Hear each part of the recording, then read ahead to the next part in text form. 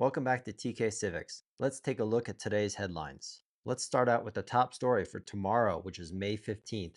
Is a significant day tomorrow where Zelensky is going to be in Turkey waiting to see if Putin shows up. And in this article, it talks about Zelensky will only negotiate a peace deal with Putin directly in Istanbul. Now, both Zelensky and Putin have asked for Trump to be there, or that's what Trump says at least, and we'll see that if that ever happens. But like I said in yesterday's video, I think Putin is too chicken shit to show up and do a face-to-face meeting with Zelensky. And then next up is the rule of law is endangered, says the Chief Justice. Now, this is actually quite comical because he's suggesting that we need to stop trashing, or everyone needs to stop trashing, the Supreme Court. The rule of law is already practically non-existent, certainly when it comes to the most influential and the most powerful people.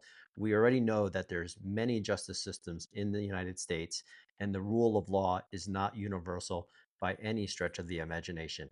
And they are a big part of why this has happened. And moving on to something more lighthearted, yesterday Dave Portnoy and his One Bite Pizza reviews gave a 9.2 score to Sarah's Pizza in New York City. But let's get back to the more serious stuff. And this is Trump announcing a $600 billion deal with Saudi Arabia on part of his corruption tour. You notice how easy it is for Trump to make deals with authoritarians versus other people? And moving on to something that's not surprising at all, that the GOP advances a massive tax cut for the rich. They've been teasing for a while that they're going to start taxing the rich more, but we know that's not true. They've suggested that in the past, and of course, this is another rug pull where the GOP has said they're going to tax the rich, but of course they're not. It's only going to be tax cuts for the rich. And Mike Johnson says he supports a stock trading ban for Congress, but he has sympathy for lawmakers who want to keep doing it. Now, we've heard about this forever. Insider trading by the Congress is actually not illegal. It's illegal for anyone else to do it, but not for Congress. And we all know it should be illegal.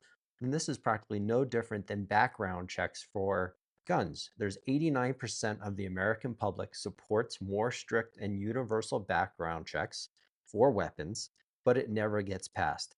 That's the same thing with stock trading ban for congressional members. They talk about it, but it always slips away from the headlines and nothing ever gets done. All right, remember when I just talked about Trump making deals with authoritarians and how naturally it comes and how easy it comes? So Trump makes another deal with a Mexican cartel leader where the family members of the notorious cartel leader El Chapo are allowed into the United States. And these family members already have been allowed into the United States. Well, it's really simple. If you want to get a deal done with Donald Trump, all you need to do is basically bribe him. And not even so much bribing him. You really don't even have to do that much. You just have to kiss his ass and tell him how great he is, and he'll probably let you do whatever you want to.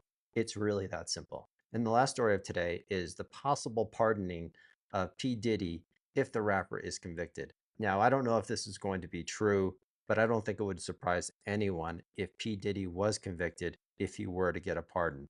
And maybe this story is completely bogus. We've seen Trump pardon other criminals in the past. And in fact, he is a criminal himself. He relates to criminals and fraudsters.